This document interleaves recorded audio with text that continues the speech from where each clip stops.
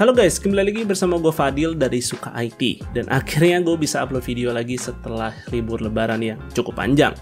Nah di sini gue pingin bahas salah satu RAM DDR5 yang kayaknya sih tiap gue bahas si DDR5 ini tren harganya tuh terus-terusan menurun. Yang saat gue review RAM dari Kingston ini aja harganya itu cuma dikasih 1,3 juta buat yang 16GB dan 2,2 juta buat varian yang 32GB. Serta keduanya ini udah dijual secara kit dual channel dan udah punya profil XMP. Jadi ini mungkin RAM-nya bisa jadi pertimbangan buat kalian buat yang lagi pingin nyari RAM DDR5 murah tapi nggak pingin speknya itu yang paling basic. Nah, RAM dari Kingston ini merupakan seri FuryBeast DDR5 RGB yang sesuai namanya memiliki LED RGB yang nanti akan gue bahas lebih lanjut ya warnanya akan seperti apa. Nah, di sini RAM ini juga memiliki heatsink yang cukup tebal dengan tinggi sekitar 42 mm.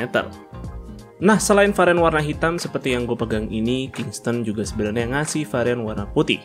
Tapi ini katanya sih produknya baru masuk, jadi belum banyak nih yang jual. Nah, sekarang kita bahas si LED RGB-nya, yang mungkin ini bisa menjadi selling point, atau mungkin bisa menjadi alasan utama kalian memilih RAM ini.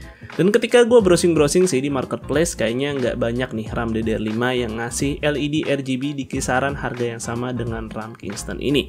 Jadi di atas kertas kayaknya sih ini poin plus ya buat produk ini. Tapi ya balik lagi ke kalian, nggak semuanya sih juga melihat LED RGB ini menjadi prioritas. But anyway, LED RGB yang dikasih sama Kingston ini bisa kalian atur via software RGB motherboard. Yang di sini sih gua tesnya menggunakan motherboard dari ASRock. Tapi Kingston klaim juga sih bisa kompatibel dengan motherboard lainnya. Selain software RGB motherboard, ada juga software Fury Control yang ngasih varian mode warna jauh lebih banyak. Dan di sini juga pengaturan RGB-nya lebih bervariasi lagi.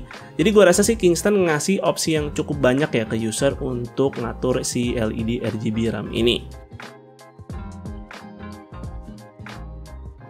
Oke, sekarang kita bahas jeroan RAM ini. Secara spek baik si 16GB atau 32GB itu sama-sama berjalan default di 4800 MHz CL39.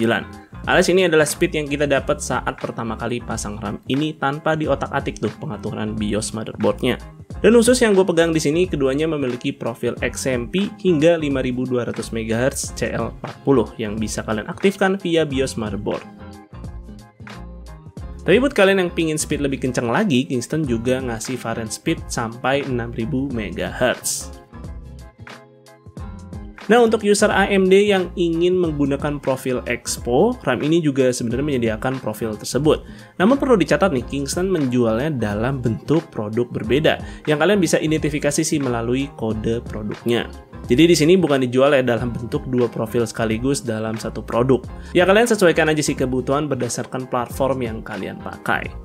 Oke, selanjutnya dari spesifikasi yang tertera pada web, si chip kedua RAM ini diletakkan pada satu sisi saja atau dikenal dengan RAM single-sided. Jadi bisa diasumsikan keduanya sama-sama RAM single rank. Nah, untuk IC sih dari kedua RAM ini ternyata gue dapati berbeda nih satu sama lain. Yang 16GB ini menggunakan SK Hynix dan 32GB-nya menggunakan IC Micron. Dan untuk tes kemampuan OC-nya akan gue bahas di bagian akhir aja ya. Yang sekarang sih kita lihat dulu nih performa kedua RAM ini antara profil default dan XMP-nya. Yang akan gue tes menggunakan spesifikasi tes sistem seperti berikut. Dimulai dari tes AIDA64 yaitu pada memori copy. Nah, di sini bisa dilihat nih, RAM 32GB memiliki bandwidth yang jauh lebih superior. Mungkin ini disebabkan karena kapasitasnya jauh lebih besar.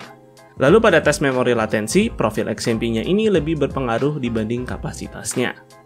Nah, masuk ke pengujian real world, sebenarnya sih nggak begitu banyak ya software atau aplikasi harian yang memori sensitif, alias memperlihatkan perbedaan performa yang signifikan nih pada speed RAM yang lebih kencang. Mungkin hanya terdapat pada software-software tertentu aja atau yang spesifik nih seperti AIDA64 misalnya. Oke, saatnya di sini kita tes OC. Nah, pada modul 16GB setelah dites beragam konfigurasi, gue itu masih belum bisa berhasil meraih speed 6000 MHz. Yang mana gue di sini cuma berhasil dapetin speed 5866 MHz di CL36.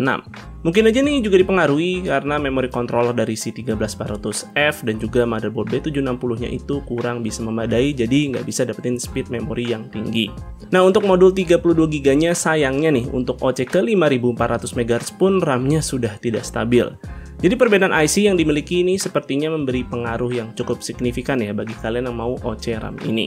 Tapi di sini gue cukup paham kenapa Kingston juga ngasih quality control IC yang berbeda-beda seperti ini, sebab mereka juga sebenarnya memisahkan RAM high performance DDR5-nya itu pada seri Renegade. Ya mungkin quality control dan binding IC-nya itu jauh lebih ketat pada produk tersebut. Itu sebabnya si RAM-nya juga punya speed yang jauh lebih kencang dan punya harga jual yang jauh lebih mahal. Sedangkan jika dibandingkan dengan harga jual si Fury Beast ini memang kayaknya sih ditargetkan untuk pasar mainstream user. So, kesimpulannya RAM Fury Beast DDR5 RGB ini cocok untuk kalian lirik bagi yang pingin RAM DDR5 terjangkau tapi nggak cuman murah yang hanya ngasih fitur dan spek paling basic. Sebab di harga segini kalian udah dapetin RAM DDR5 dengan profil XMP plus LED RGB. Dan gue pikir sih ini akan cocok buat spek PC mid-range seperti 13400F dengan motherboard B760, yang tentu kan spek seperti ini juga bakal agak sulit ya jalanin speed DDR5 di atas 6000 MHz. Namun bagi kalian yang punya spek lebih tinggi lagi dan sangat mengincar nih performa, sayangnya kita tidak menemukannya pada produk RAM ini karena agak kurang bersahabat nih bagi sobat OC. Dan mungkin segitu dulu untuk videonya kali ini, semoga video ini bermanfaat buat kalian. Jika kalian berkenan, like dan share video ini, dan jangan lupa subscribe channel Suka IT jika kalian nggak mau ketinggalan kontennya. Dan jangan lupa juga follow Suka IT di Instagram dengan nama @suka_it. Gue Fadil dari Suka IT pamit undur diri, see you on the next video.